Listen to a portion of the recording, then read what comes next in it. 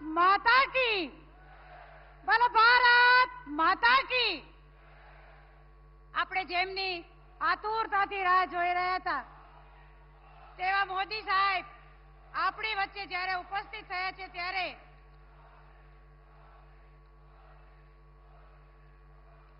આ વિશ્વના વૈશ્વિક નેતા આપણા સૌના હૃદયમાં આપણા પોતાના કહી શકાય એવા નરેન્દ્રભાઈ આજે ઝાલાવાડની ધીંગી ધરતી ઉપર એમની ગરિમામય ઉપસ્થિતિ છે ત્યારે સાહેબ આજે એ દિવસ પણ યાદ આવે છે કે ઝાલાવાડની તરસી ધરતીને માં નર્મદાના નીર વેવડાવી જિલ્લાને નંદનવન બનાવનાર અમારે મન ભાગીરથીજીના અવતાર સમાન દેશના તપસ્વી અને યશસ્વી વડાપ્રધાન મહોદય માનનીય શ્રી નરેન્દ્રભાઈ મોદી સાહેબ જ્યારે આપણી વચ્ચે ઉપસ્થિત છે ત્યારે આપણે સૌ તાળીઓના ગડગડાટથી સાહેબનું ભવ્ય સ્વાગત કરીશું મિત્રો। સાથે આપણી સૌની વચ્ચે ઉપસ્થિત ગુજરાત રાજ્યના મૃદુ અને મક્કમ તેમજ નિખાલસ વ્યક્તિત્વના ધની સમા માનનીય મુખ્યમંત્રી શ્રી ભૂપેન્દ્રભાઈ પટેલ સાહેબનું પણ હાર્દિક સ્વાગત કરું છું અને આ સભાને સંબોધવા માટે સ્વાગત માટે આપને આમંત્રિત કરું છું માનનીય શ્રી મુખ્યમંત્રી ભૂપેન્દ્રભાઈ પટેલ સાહેબ।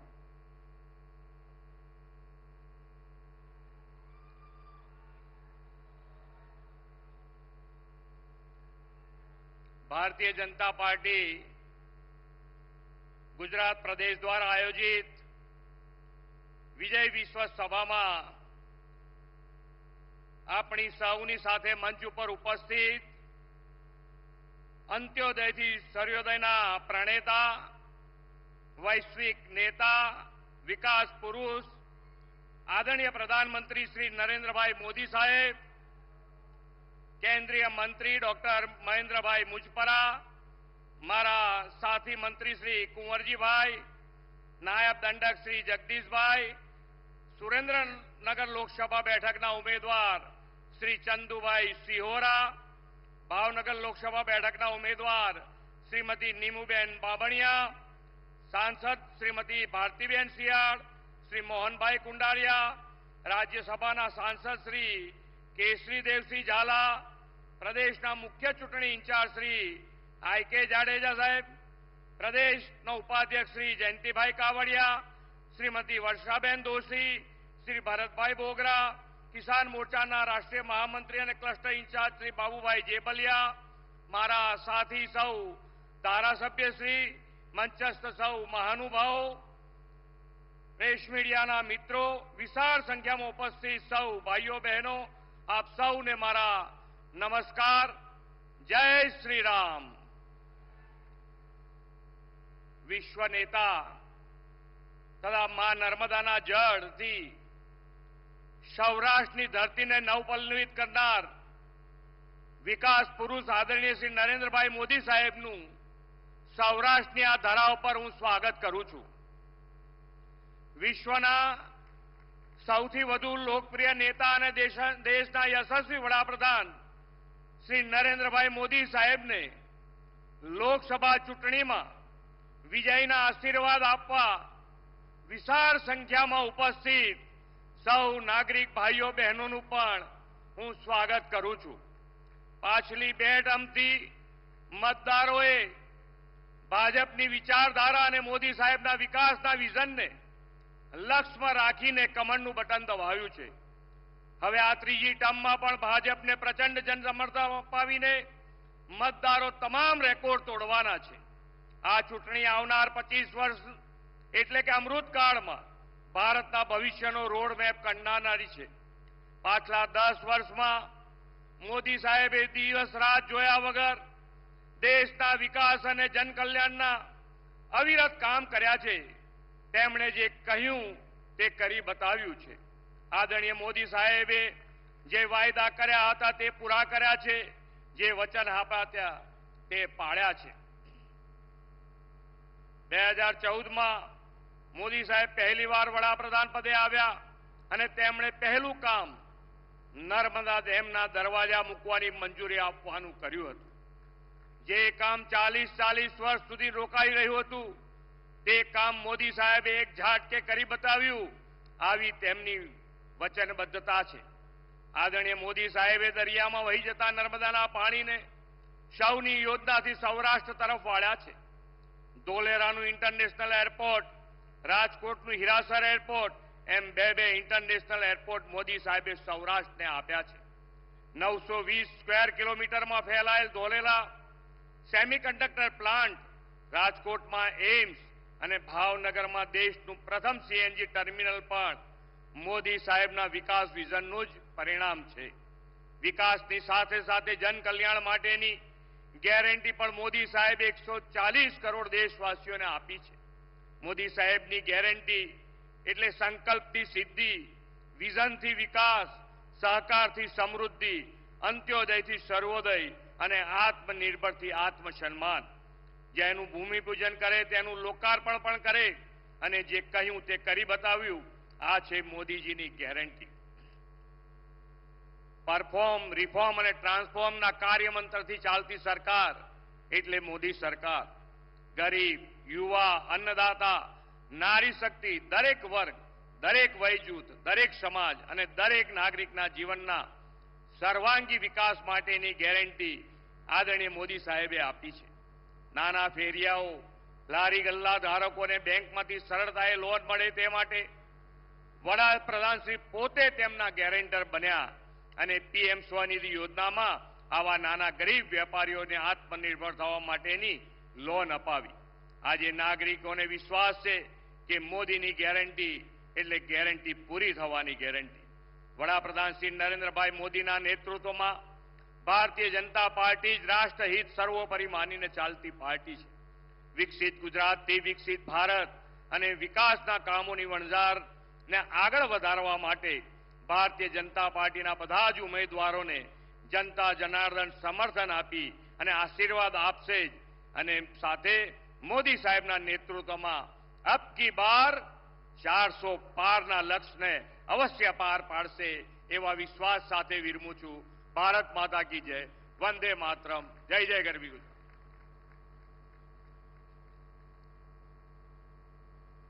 ખૂબ ખૂબ આભાર સાહેબ.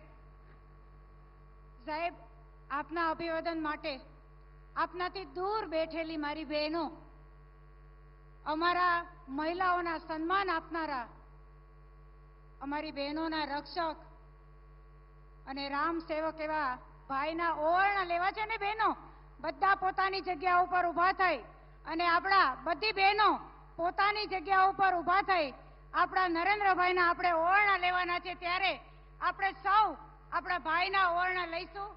બહેનો પોતાની જગ્યા ઉપર ઊભી થશે બહેનો, અને આપણા ભાઈના ઓવરણા લઈને આપણે શું કહીશું? વીરા તમને ઘણી ખમ્મા, ઘણી ખમ્મા, ઘણી ખમ્મા. ખૂબ ખૂબ આભાર મારી વાલી બહેનો. ભારત માતા કી જય. ભારતના સાર્વભૌમત્વને સુવર્ણ અક્ષરે શણગારનાર, સમગ્ર ભારતવાસીના હૃદયમાં વસતા અને વિશ્વમાં પ્રત્યેક વ્યક્તિ જેના મિત્ર બનવા માટે થનગની રહ્યા છે તેવા વિશ્વ મિત્ર દેશના વડાપ્રધાન આપણા પોતાના આદરણીય નરેન્દ્રભાઈને તેમના ઉદ્બોધન માટે હૃદયના ઉમળકાથી નિમંત્રિત કરું છું. દેશના વડાપ્રધાન આદરણીય શ્રી નરેન્દ્રભાઈ મોદી સાહેબ.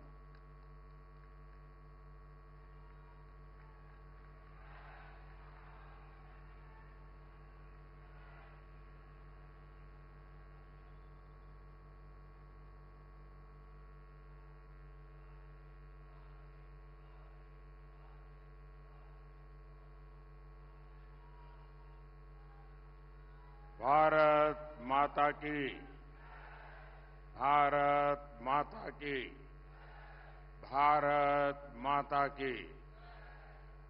સૌથી પહેલા તો સુરેન્દ્રનગરમાં સભા હોય અને આટલી મોટી સંખ્યામાં માતાઓ બહેનો હોય એ જ મોટી ઘટના છે. અને એમાંય આ બધી માતાઓ બહેનો ઊભા થઈને ઓવારણા લીધા, આપે મને આશીર્વાદ આપ્યા. હું સૌ માતા બહેનોનું માથું નમાવીને આભાર માનું છું.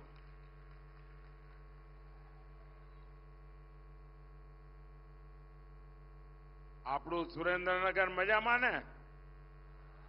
હાગડે ઠઠ ને બધું? હા, આમ જોરમાં તો લાગો છો બધા.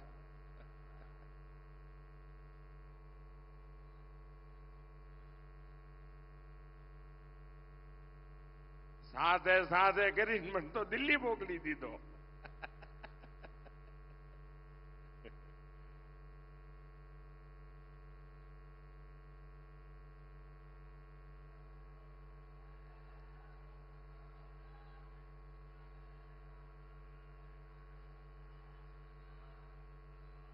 એકવાર જનરલ કરિયપ્પા,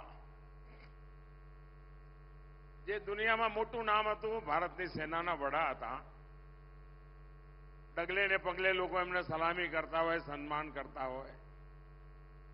પણ એકવાર એમના ગામમાં, કર્ણાટકામાં એમને બોલાવીને એમનું સન્માન કર્યું. અને એ વખતે એમણે કહ્યું, ભાઈ દુનિયામાં ગમે તેટલી વાહવાહી થતી હોય, એ બધું તો હોય, પણ જયારે ઘર આંગણે જઈએ ને થાય ને ત્યારે જોમ જુદું હોય છે. આજે હું અનુભવ કરું છું, ગઈકાલથી હું આવ્યો છું, જે રીતે ગુજરાત આખું ઓવારણા લઈ રહ્યું છે, ગુજરાત જે રીતે પ્રેમ વરસાવી રહ્યું છે, ભાઈઓ બહેનો, હું ગુજરાતનું ઋણ ક્યારેય ન ભૂલી શકું. અને મારી શાસકીય કારકિર્દી જે છે એ સૌરાષ્ટ્રથી શરૂ થઈ. મને પહેલી વાર એમએલએ સૌરાષ્ટ્રે બનાવ્યો અને આ ગુજરાતે મને એવું પાકું ઘડતર કર્યું છે ને સાહેબ, તમે ટપલા મારીને ક્યાંય કાચો પડું છું? બોલો, ક્યાંય કાચો પડ્યો છું? ક્યાંય ઊણો ઉતર્યો છું? તમારું માથું ઊંચું ન થાય એવું કર્યું છે કે નથી કર્યું? છાતી તમારી 56 ની થાય એમ કર્યું છે કે નથી કર્યું? પણ એનું કારણ મોદી નથી હો, એનું કારણ તમારા આશીર્વાદ છે, એનું કારણ તમારા પ્રેમ છે. અને ભાઈઓ બહેનો, આપણે નાનું વિચારતા નથી, નાનું કરતા નથી. સ્ટેચ્યુ બનાવ્યું તો દુનિયાનું મોટામાં મોટું, સ્ટેડિયમ બનાવ્યું તો દુનિયામાં મોટામાં મોટું. એટલે કાચું કઈ કરવાનું જ નહીં. અને હવે 25 વર્ષનું લક્ષ્ય લઈને આપણે નીકળ્યા છીએ. અને વિકસિત ભારત, જ્યારે ભારતની આઝાદીના 100 વર્ષ થાય ત્યારે હિન્દુસ્તાન દુનિયામાં વિકસિત દેશ હોય. અને દુનિયામાં ભારત વિકસિત દેશ હોય એનો અર્થ કે આપણા ગુજરાતે તો 5 વર્ષ વહેલા વિકસિત થવું પડે ભાઈ.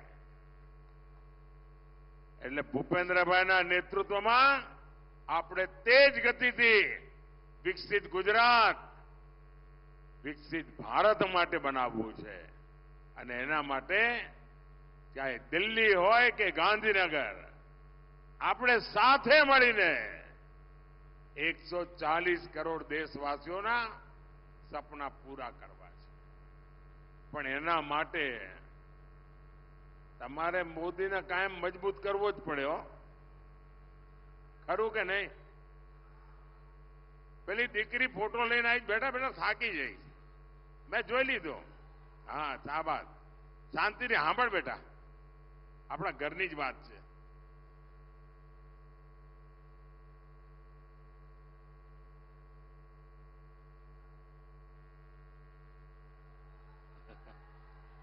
જોઈ લીધો બેટા, ફોટો જોઈ લીધો, જોઈ લીધો.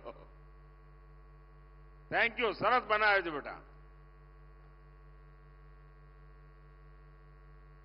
વિકસિત ભારત બનાવવું હોય, વિકસિત ગુજરાત બનાવવું હોય અને તમારો ઘરનો દીકરો દિલ્હીમાં બેઠો હોય તો એને મજબૂત કરવાની જવાબદારી ઘરવાળાઓની ખરી કે નહીં ભાઈ? તમે મારા બધા પરિવારજનોની ખરી કે નહીં? હવે 26 તમે આપો એ તો બરાબર છે ભાઈ. તમે 14 આપી ને 19 આપી, પણ આ વખતે તો મારે કંઈક વધારે જોઈએ છે. આપશો? જરા હાથ ઉપર કરીને કો આપશો. પણ એના માટે મહેનત કરવી પડે હો. આ 7મી તારીખ સુધી પગવાળીને બેસવાનું જ નથી. અને મારે તમારી પાસેથી 2 ચીજ જોઈએ. આપશો? હજુ મેં કહ્યું નથી ને તમે તો હા પાડી દીધી. ભારે વિશ્વાસ છો તમારો મારા ઉપર. એક, મતદાનના જેટલા પણ રેકોર્ડ હોય તમારા ગામમાં, તમારા બૂથમાં, એ બધા રેકોર્ડ તૂટવા જોઈએ અને એના કરતા વધારે મતદાન થવું જોઈએ. કરશો? કરશો? પણ એનો એક રસ્તો બતાવું. કરવું હોય તો કેવી રીતે કરાય? 10 વાગે પહેલા દરેક બૂથમાં 25 લોકો અથવા 30 મતદારો થાળી વગાડતા વગાડતા, ગીત ગાતા ગાતા, જેમ પ્રભાતિયા ગાય ને એવી રીતે મતદાન મથકે જાય. આખા બૂથમાં લોકશાહીનો ઉત્સવ ઉજવાય અને 10 વાગ્યા સુધીમાં આવા 30 સરઘસ નીકળે. ઓછામાં ઓછા 30 સરઘસ, દરેકમાં 30 મતદાર, અને જઈને આપણે મત આપીએ તો તમે જોઈ લેજો બાપુડી, એ પાકે પાયે તમારું મતદાનના રેકોર્ડ તૂટી જાય. બીજું કામ, આપણે આ વખતે બધા પોલિંગ બૂથ જીતવા છે ભાઈ. એકે પોલિંગ બૂથ હારવાનું જ નહીં. એકે પોલિંગ બૂથમાં ભાજપનો ઝંડો ઝૂકવા ના જોઈએ. મંજૂર? કરશો બધા? હોય 100%? આમ તો મને ગુજરાત ઉપર એવો ભરોસો ભાઈ, એ પાછી પાની કરે જ नहीं. साथियों, जब मैं गुजरात में था, आपकी सेवा में जुटा था, तब हमेशा आपके पास आकर के मैं गुजरात में क्या कर रहा हूं, सरकार क्या काम कर रही है, कैसे कर रही है, उसका रिपोर्ट कार्ड मैं हमेशा देता था. और वो आदत अभी भी गई नहीं है. और आज आपका ये बेटा, गुजरात का संतान, आपका सामने अपना 10 साल का रिपोर्ट कार्ड देने के लिए गुजरात आया है.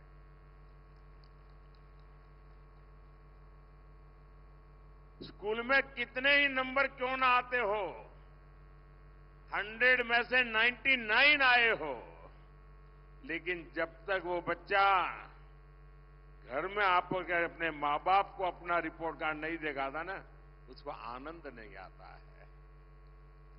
तो मैं भी, जिन्होंने मुझे जन्म दिया, जिन्होंने मुझे जीवन दिया, ऐसे मेरे गुजरात के लोगों के आगे एक बालक की तरह अपना रिपोर्ट कार्ड देकर के आपके आशीर्वाद लेने आया हूं, आपकी शाबाशी लेने के लिए आया हूं.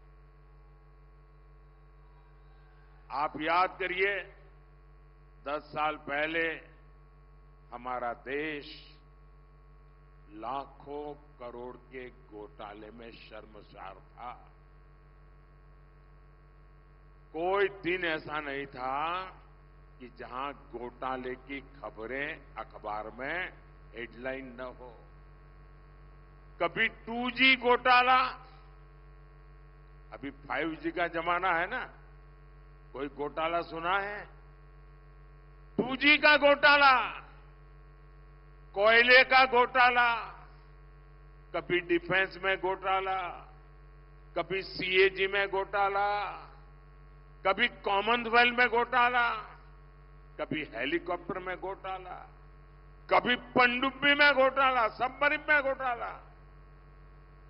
कांग्रेस ने जल, थल, नभ, धरती से लेकर समंदर से लेकर के आसमान तक हजारों लाखों करोड़ रुपयों के घोटाले घोटाले घोटाले करके रखे थे। ऐसी विकट परिस्थिति में आपने मुझे वहां भेजा। आप मुझे बताइए, आपके इस बेटे के लिए आपको गर्व होता हो कि नहीं? 10 साल में एक भी घोटाले की खबर सुनी है क्या? एक भी घोटाले की खबर सुनी है क्या? जरा आप लोग जवाब देंगे तो मुझे पता चलेगा कि मेरे परिवारजनों को एक भी घोटाले की खबर सुनी है क्या? मोदी पर एक भी घोटाला चिपका है क्या? ये आपके बेटे का रिपोर्ट कार्ड सुनकर के आपको गर्व होता है कि नहीं होता है? जरा पूरी ताकत से मुझे आशीर्वाद चाहिए। आपको गर्व होता है कि नहीं होता है? आपको गर्व होता है कि नहीं होता है? साथियों, 10 साल पहले देश की सरकार से गरीब का भरोसा उठ गया था। कांग्रेस सरकार खुद को माई बाप समझती थी, उसी के भरोसे जीना और कांग्रेस को गरीब को तरसा तरसा कर मूलभूत सुविधाएं देना, कभी वंचित रखना, कभी लटका के रखना, किसी के सामने किसी दूसरे को दे देना, उनको उसी में आनंद आता था। गरीब को लगता था कि ये सरकार हमारे लिए है ही नहीं।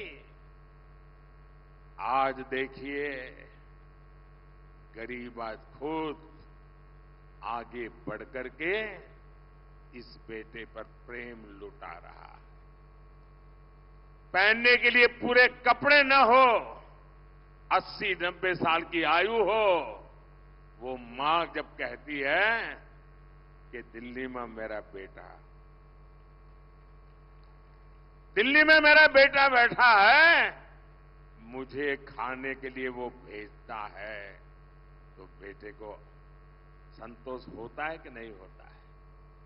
जब गरीब का पेट भरता है तो आपके इस बेटे पर आपको गर्व होगा कि नहीं होगा?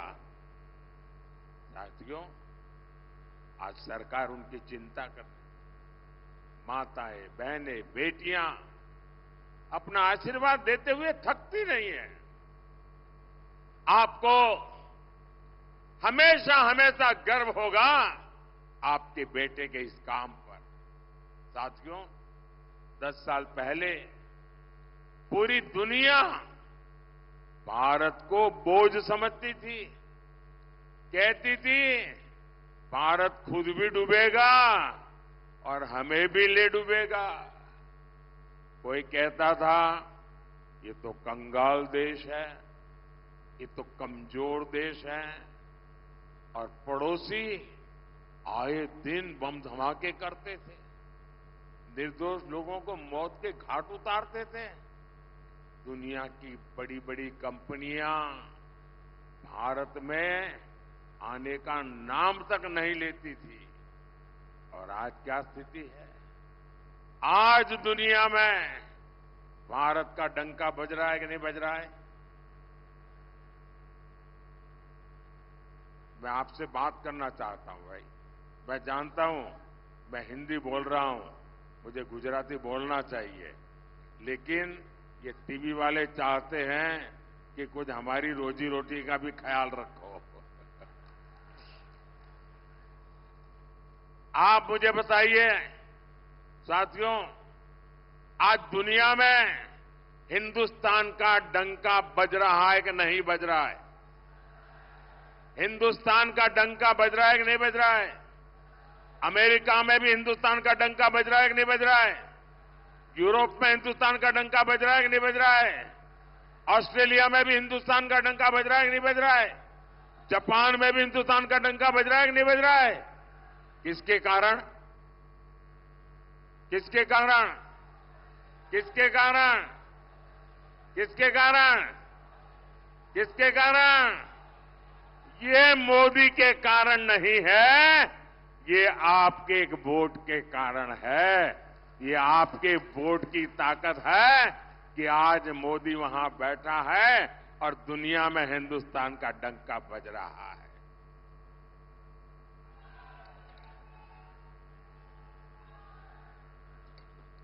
आज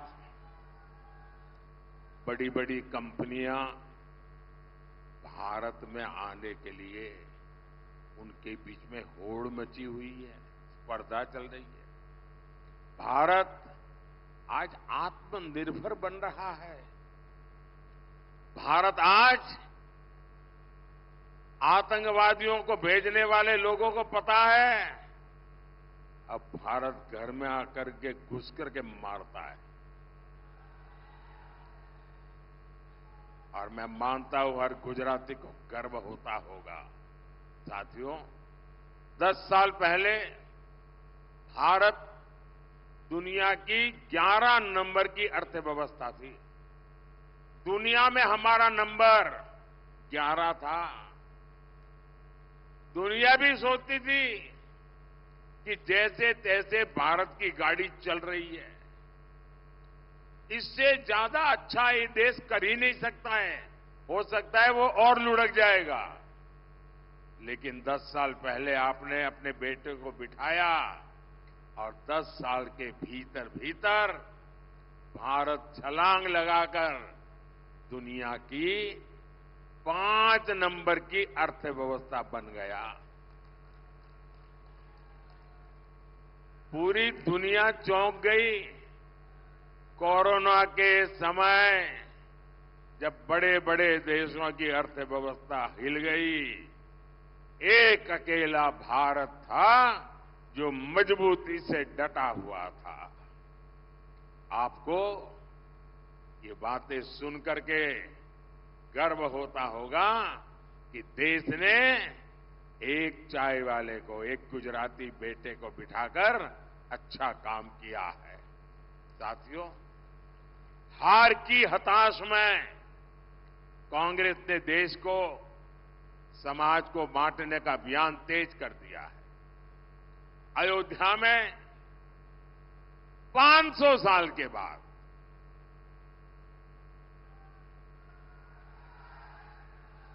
500 साल के बाद हमारे पूर्वजों की आत्मा जहां भी होगी ना, हमें आशीर्वाद देती होगी। आप मुझे बताइए, देश आजाद होने के दूसरे दिन राम मंदिर का काम होना चाहिए था कि नहीं होना चाहिए था? ये कांग्रेस वालों ने वोट बैंक के खातर लटकाए रखा, रोड़े अटकाए, उसके खिलाफ खेल खेले।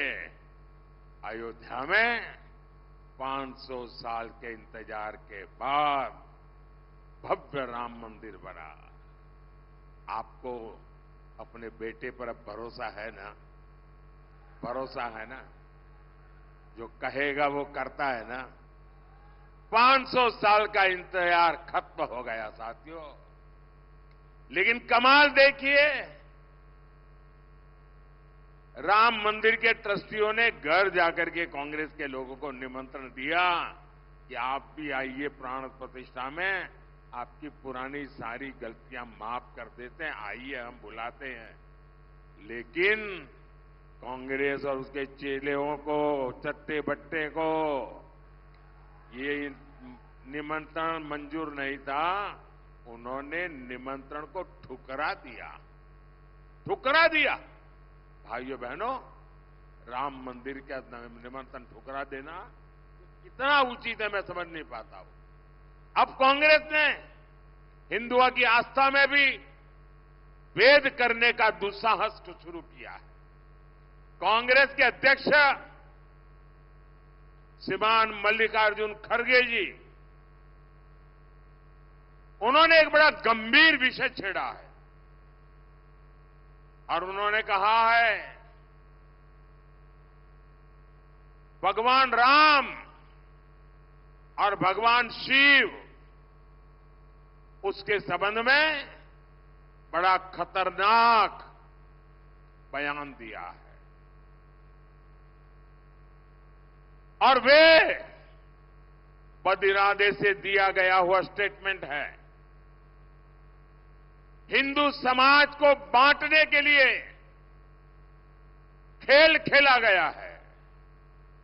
वो राम भक्तों को और शिव भक्तों में भेद देखते हैं, भेद करते हैं और भेद करके लड़ाना चाहते हैं। हजारों हजारों साल से चली आ रही हमारी महान परंपरा, राम हो, कृष्ण हो, शिव हो, अरे मुगल भी इसे तोड़ नहीं पाए थे मल्लिकार्जुन जी। अब कांग्रेस तोड़ना चाहती है। तुष्टीकरण के लिए कांग्रेस और कितना नीचे जाएगी। और कांग्रेस के लोग सुन लें, जो राम को खत्म करने के लिए निकला था उसका क्या हुआ था। और उनके एक शाहजादे ने महीने भर पहले कह दिया था कि मैं इस देश में शक्ति का विनाश करके रहूंगा। ये शक्ति स्वरूपा मेरी माताएं बहनें बैठी है। हम शक्ति के उपासक हैं। कोई अंबा की उपासना करता है, कोई चामुंडेश्वरी की करता है, कोई चोटीला के पगडंडी पर जाकर के ऊपर जाकर के मां चामुंडेश्वरी का, कभी दुर्गा का, कभी काली का, कभी लक्ष्मी का, कभी सरस्वती का, हम शक्ति की उपासना करते हैं। और शाहजादे ने कह दिया था कि मैं शक्ति का विनाश करूंगा। और जो शक्ति की उपासना करने वाले लोग हैं, क्या वो शक्ति का विनाश करने वालों को कभी स्वीकार कर सकते हैं क्या? जो शिव और राम को लड़ाने की बात करते हैं, वो कभी स्वीकार कर सकते हैं जी? हम तो वो लोग हैं जिन्होंने शिव जी के सामने कमल पूजा करके अपने सिर काट करके रख दिए थे जी। ये क्या कर रहे हैं लोग? साथियों, कांग्रेस हमेशा से रॉन्ग डिलीवरी वाली पार्टी है। देश को आजादी दिलानी थी, लेकिन उन्होंने बंटवारा कर दिया। देश का विकास करना था, लेकिन जो था वो भी लूट लिया। गरीबों का पैसा गरीबों को जाना था, लेकिन कांग्रेस की तिजोरी में पहुंचा। अब एससी, एसटी, ओबीसी के हक का आरक्षण हमारे दलित, हमारे आदिवासी, हमारे बख्शीपंथ के भाई बहन, उनको जो आरक्षण मिला है, जो बाबा साहब आंबेडकर ने दिया है, जो भारत के संविधान ने दिया है, ये आरक्षण भी अब एससी, एसटी, ओबीसी से लेकर के धर्म के आधार पर मुसलमानों को डिलीवर करना चाहते हैं। पिछले 3 दशक से कांग्रेस लगातार ऐसी कोशिश कर रही है। कांग्रेस ने कर्नाटका में रातों रात एक फतवा निकाला, एक पेपर निकाला, थप्पा मार दिया और कह दिया कि कर्नाटका में जितने भी मुसलमान हैं वो सबके सब ओबीसी है। हुआ क्या? ओबीसी कोटा में जो आरक्षण था उसमें से बहुत बड़ा डाका डाल दिया, लूट लिया और ओबीसी का आरक्षण उधर चला गया। ये खेल खेलते जी। और इस बार कांग्रेस का मैनिफेस्टो, घोषणा पत्र, उसमें अगर आप देखेंगे पहली नजर में ही लगता है कि उनके मैनिफेस्टो पर मुस्लिम लीग की छाप है। कांग्रेस का पंजा नहीं है, उस पर मुस्लिम लीग का पंजा है। साथियों, जब से मैंने एससी, एसटी, ओबीसी के खिलाफ कांग्रेस की सच्चाई को देश के सामने रखा है, कांग्रेस संतुलन खो चुकी है, बौखला गई है। कांग्रेस झूठ पर झूठ बोले जा रही है और इसलिए मैं भी कांग्रेस को 3 चुनौतियां दे रहा हूं। હું 3 પડકાર ફેંકું છું કોંગ્રેસ સામે। મારા 3 પડકાર છે અને શાહજાદામાં હિંમત હોય, કોંગ્રેસમાં હિંમત હોય, એમના ચટ્ટા બટ્ટાઓમાં હિંમત હોય તો एक चाय वाले का बेटा मुकाबला करने के तैयार है। मारो पहलो પડકાર कांग्रेस લખીને બાંયધરી આપે કે એ ભારતના બંધારણમાં કોઈ છેડછાડ નહીં કરે, ભારતના બંધારણને નહીં બદલે। कांग्रेस લખીને આપે, બાંયધરી આપે કે બાબા સાહેબ આંબેડકરે જે આરક્ષણ આપેલ છે એને ધર્મના આધાર પર દલિતો, આદિવાસીઓ પાસેથી લૂંટીને, બક્ષીપંચ પાસેથી લૂંટીને મુસલમાનોને આરક્ષણ નહીં આપે। અને મારો ત્રીજો પડકાર છે कांग्रेस લેખિતમાં બાંયધરી આપે કે એ દલિતોને, આદિવાસીઓને, બક્ષીપંચ સમાજ, ઓબીસીને જે આરક્ષણ મળ્યું છે તે, સામાન્ય સમાજના ગરીબોને જે આરક્ષણ મળ્યું છે તે, એમાંથી ક્યારે ઝૂંટવી લેવાનો પ્રયાસ નહીં કરે।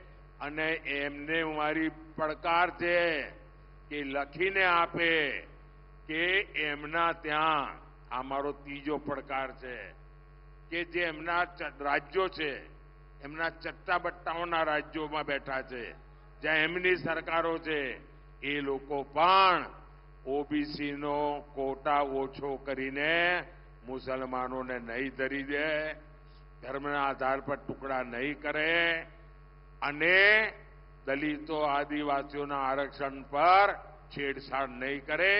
આ મારા 3 પડકારો આ કોંગ્રેસના શાહજાદાને અને એમના બધા મળતિયાઓનો છે। કેટલાય દાડાથી બોલી રહ્યો છું। मेरी चुनौतियों के बाद से कांग्रेस को सांप सूंघ गया है। मैंने 23 अप्रैल को पहली बार कांग्रेस को ये 3 चुनौतियां दी थी।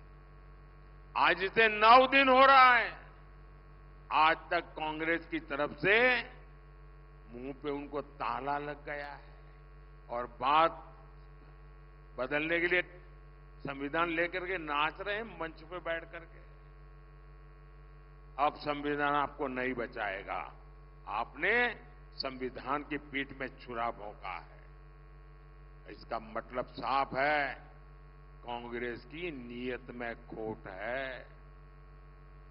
भाइयों और बहनों, અને સંવિધાન માટેની મારી લાગણી, મારું સમર્પણ કેવું છે એ તો તમને સુરેન્દ્રનગરવાળાને બરાબર યાદ હશે। જ્યારે આપણા સંવિધાનને 60 વર્ષ થયા ત્યારે દેશમાં ગુજરાત એક જ રાજ્ય હતું કે જેણે ડોક્ટર બાબા સાહેબ આંબેડકર અને સંવિધાનના ગૌરવને લઈને અહીંયા સુરેન્દ્રનગરમાં હાથી ઉપર સંવિધાન મૂકીને, અંબાડી પર સંવિધાન મૂકીને સરસ મજાની યાત્રા કાઢી હતી। અને એ વખતે ગુજરાતનો મુખ્યમંત્રી નરેન્દ્ર મોદી પગે ચાલતો હતો અને સંવિધાન હાથીની અંબાડી પર હતું।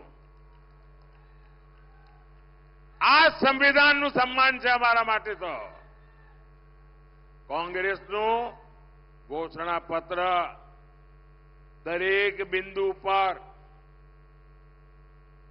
તુષ્ટિકરણ અને તુષ્ટિકરણ પર ચાલી રહ્યું છે. આ મેનિફેસ્ટો એનું મોટામાં મોટો દસ્તાવેજ છે. તમને આશ્ચર્ય થશે, એક વાત તમને હું આજે સુરેન્દ્રનગરમાં પહેલી बार कही રહ્યો છું, चौंकावनारू लागશે. इन्होंने क्या किया है अपने मैनिफेस्टो में? उन्होंने लिखित कहा है, ये मेरे पत्रकार बंधु भी चौंक जाएंगे सुन करके. उन्होंने लिखित में कहा है कि अब जो सरकारी टेंडर होंगे उस टेंडर में भी माइनॉरिटी के लिए, मुसलमानों के लिए एक कोटा फिक्स कर दिया जाएगा. अब क्या सरकारी ठेकों में भी धर्म का आधार पर आरक्षण लाया जाएगा क्या? सरकारी टेंडर देने की देश आजाद हुआ तब से अब तक एक तय प्रक्रिया होती है.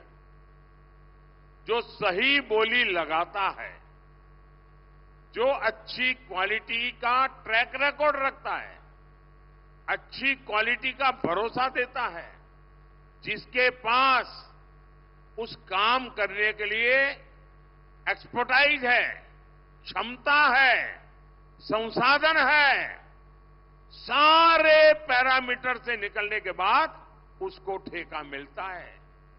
जाति और धर्म के आधार पर ठेका नहीं मिलता है.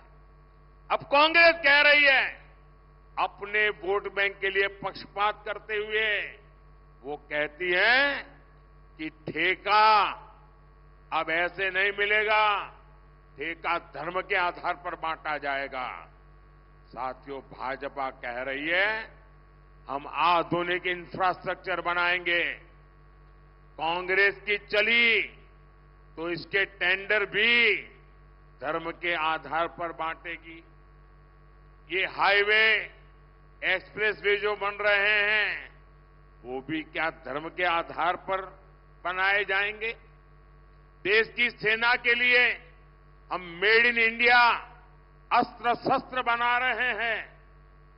बारूद भी बना करके सरकार को बेच सकते हैं. क्या धर्म के आधार पर अब किसी धर्म के विशेष को कहेंगे कि तुम बारूद बनाओ हमारी सेना के लिए, कि योग्य व्यक्ति को देंगे? कोई भी धर्म के आधार पर नहीं, जाति के आधार पर नहीं, योग्यता के आधार पर देंगे. अब कांग्रेस की ये सनक देखिए, चुनाव जीतने के लिए, सत्ता पाने के लिए ये देश को तबाह करने पर लगे हैं. हर सेक्टर में ये देश को बांटने का ये मुस्लिम लीगी प्लान देश को मंजूर नहीं है. और कांग्रेस लिख के रखे, जब तक मोदी जिंदा है ना, मोदी जिंदा है तब तक आप देश का ऐसा बंटवारा नहीं कर पाओगे. અને આપણે ત્યાં તો કહે છે કાઠિયાવાડમાં ખેલ ખેલાડીના અને ઘોડા સવારોના. ભાઈઓ બહેનો, સંવિધાનની બાબતમાં મારું કમિટમેન્ટ તમને ખબર છે. અને મેં અહીંયા જેમ વર્ણન કર્યું એમ 60 વર્ષ મેં મનાયા હતા ને, હવે દિલ્હીમાં છું, હવે 75 થયા છે. સાહેબ, ધૂમધામથી હું સંવિધાનની 75મી વર્ષગાંઠ મનાવવાનો છું. અને આ સંવિધાનને ચેડા કરવાળી જે લોકો છે, ગેંગ, એને ખુલ્લી પાડવાનું. ગામે ગામ, સ્કૂલે સ્કૂલે, મોહલ્લે મોહલ્લે જઈને આ ત્રીજી ચોથી જૂને પરિણામ આવ્યું નથી કે હું પાછળ પડ્યો નથી. તમે જોઈ લેજો. સંવિધાન की મર્યાદા, સંવિધાનનું સન્માન, સંવિધાન પ્રત્યે રાષ્ટ્રની અંદર જાગૃતિ, એનું એક મોટું અભિયાન ચલાવી. આ લોકોને મારે મગજ ઠેકાણે લાવવા જ પડશે. ભાઈઓ બહેનો, આજે દેશ જે રીતે પ્રગતિ કરી રહ્યો છે, મારા જે ફર્સ્ટ ટાઈમ વોટર છે એમને ખબર નહીં હોય. જ્યારે હું પ્રધાનમંત્રી બન્યો એ પહેલા તો એ લોકો 8 વર્ષના, 10 વર્ષના, 12 વર્ષના હશે. એ વખતે એમને કાંઈ ખબર નહીં હોય દેશની શું દશા હતી. મારે મારા ફર્સ્ટ ટાઈમના વોટરોને કહેવાનું છે કે તમે તો ગૂગલ ગુરુવાળા વિદ્યાર્થીઓ છો, તો તમે બધા ગૂગલ ગુરુના શિષ્યો છો. જરા ગૂગલ પર જઈને 2012-13-14ના જરા છાપા જોઈ લેજો. એ દિવસોને યાદ કરજો. આપણે હવે દેશને ત્યાં નથી લઈ જવો. મારા પહેલા વખતના જે મતદારો છે, તમારો પહેલો વોટ દેશના નામે જ હોવો જોઈએ, દેશના ભવિષ્ય માટે હોવો જોઈએ. ભાઈઓ બહેનો, રાજકોટ હોય, ભાવનગર હોય, ખૂબ મોટી માત્રામાં ઔદ્યોગિક વિસ્તાર, એના માટે આપણે કામે લાગ્યા છીએ. ભૂપેન્દ્રભાઈએ કહ્યું એમ, સેમી કન્ડક્ટર દુનિયાના 4-5 દેશોમાં છે. એ મોટું કામ અહીં તમારા પડોશમાં આવી રહ્યું છે. ભાઈઓ, તમારા માટે તો જય જયકાર છે. ઇન્ટરનેશનલ એરપોર્ટ તમારા તો ઘર આંગણે બની ગયું. ભાઈ, તમારે તો જય જયકાર છે. હવે તો ઇલેક્ટ્રિક વ્હીકલનો જમાનો છે. અને તમને ખબર છે મોદી સાહેબે શું વિચાર્યું છે? આપણા નરેન્દ્રભાઈ પીએમ સૂર્યઘર, પીએમ સૂર્યઘરમાં મારી યોજના છે, તમારું ઘરનું વીજળીનું બિલ 0, મફત, કાના માતા વગરનું મફત. સૂર્યઘર યોજનાથી સોલાર પેનલ લાગશે, તમે વીજળી પેદા કરશો. એટલું જ નહીં, જે વધારાની વીજળી છે એ સરકાર પોતે ખરીદી લેશે. એટલે તમારા ઘરમાં વીજળી તમે હવે આજે બિલ આપો છો ને, હવે તમે વીજળી વેચીને કમાણી કરી શકશો. આ તમારા નરેન્દ્રભાઈ આપવાના છે.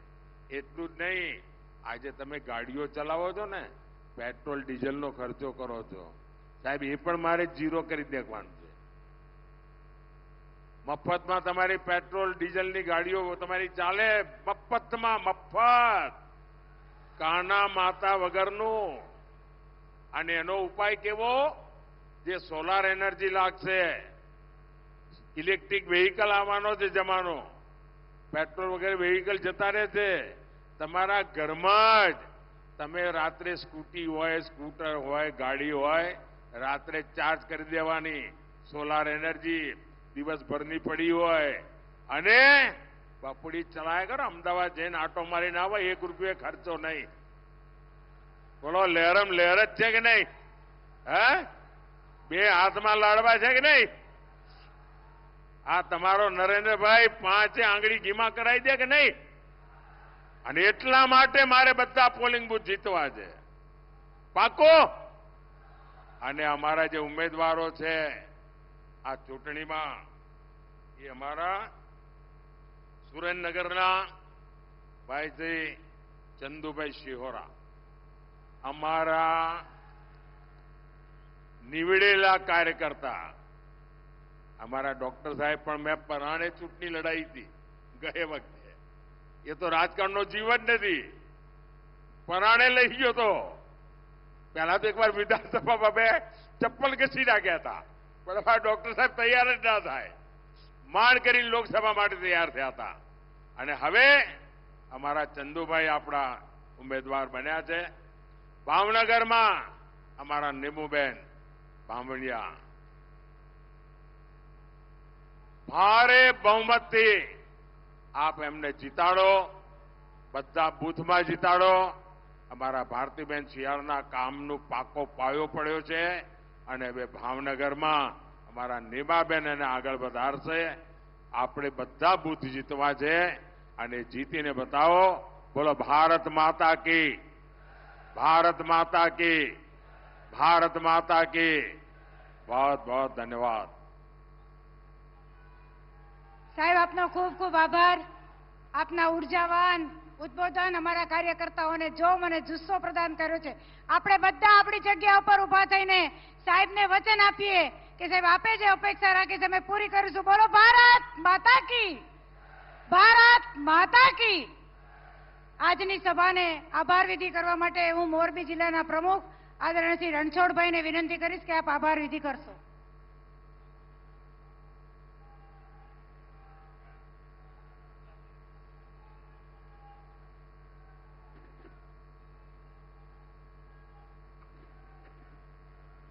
ભારત માતા કી, ભારત માતા કી.